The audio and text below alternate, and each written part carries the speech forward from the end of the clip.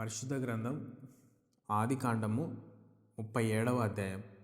యాకోబు తన తండ్రి పరవాసిగా ఉండిన కనాను దేశంలో నివసించను. యాకోబు వంశావళి ఇది.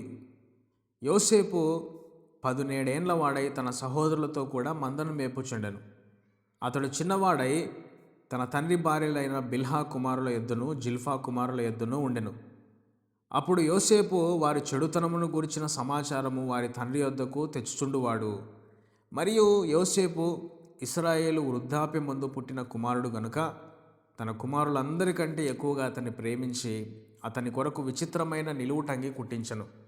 అతని సహోదరులు తమ తండ్రి అతనిని తమ అందరికంటే ఎక్కువగా ప్రేమించుట చూసినప్పుడు వారు అతని మీద పగబట్టి అతనిని క్షేమ సమాచారమైనను అడగలేకపోయారు. యోసేపు ఒక కలకని తన సహోదరులతో అది తెలియచెప్పగా వారు అతని మీద మరీ పగబట్టిరి. అతడు వారిని చూచి, నేను కనిన ఈ కలను మీరు దయచేసి వినుడి. అదేమనగా, మనం చేనిలో పనలు కట్టుచుంటిమి. నా పన లేచి నిల్చుండగా మీ పనలు నా పనను చుట్టుకొని నా పనకు సాష్టాంగపడనని చెప్పాను. అందుకు అతని సహోదరులు, నీవు నిశ్చయముగా మమ్ము నేలెదవా, మా మీద నీవు అధికారి వగుదువా అని అతనితో చెప్పి అతని కలలను బట్టి అతని మాటలను బట్టి అతని మీద మరింత పగబట్టిరి.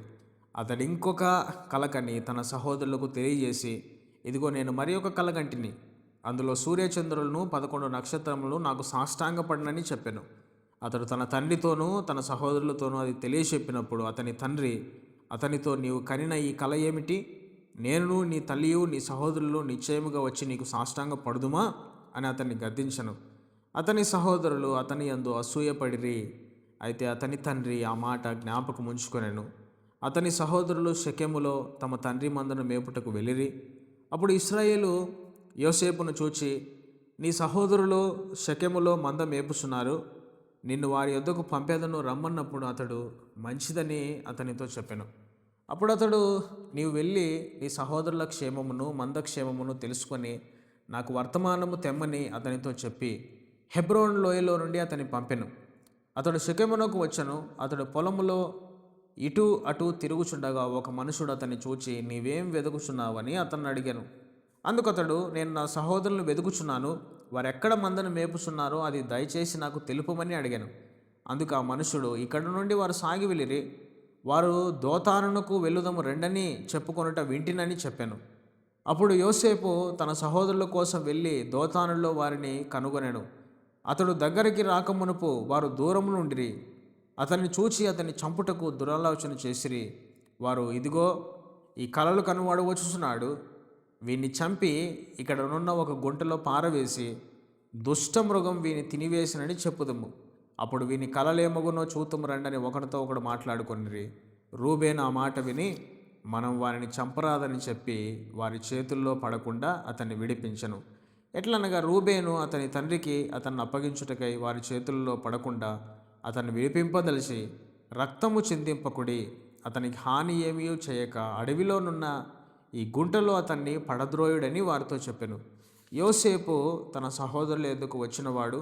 వారు యోసేపు అంగీని అతడు తోడుకొని ఉండిన ఆ విచిత్రమైన నిలువుటంగిని తీసివేసి అతన్ని పట్టుకొని ఆ గుంటలో పడద్రోసిరి. ఆ గుంట వట్టిది, అందులో నీళ్లు లేవు. వారు భోజనము చేయి కూర్చోండి కన్నులెత్తి చూడగా ఐగుప్తునకు తీసుకుని పోవటకు గుగ్గిలము మస్తకియు బోలమును మోయుచున్న ఒంటెలలో ఇస్మాయిలైన మార్గస్థులు గిలాదు నుండి వచ్చుండ్రి.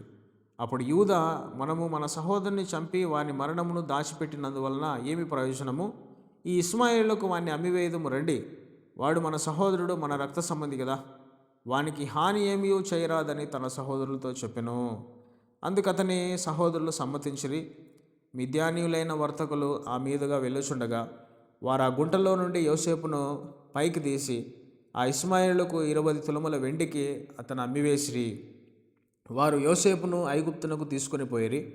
రూబేను ఆ గుంటకు తిరిగి వచ్చినప్పుడు యోసేపు గుంటలో లేకపోగా అతడు తన బట్టలు చింపుకొని తన సహోదరుల యొద్దకు తిరిగి వెళ్ళి, చిన్నవాడు లేడే, అయ్యో నేనెక్కడికి పోదుననగా వారు యోసేపు అంగీని తీసుకుని ఒక మేకపిల్లను చంపి దాని రక్తములో ఆ అంగీని ముంచి ఆ విచిత్రమైన నిలువుటంగిని పంపగా వారు తండ్రి యొద్దకు దానిని తెచ్చి, ఇది మాకు దొరికెను, ఇది నీ కుమారుని అంగీ అవునో కాదో గుర్తుపట్టమని చెప్పిరి.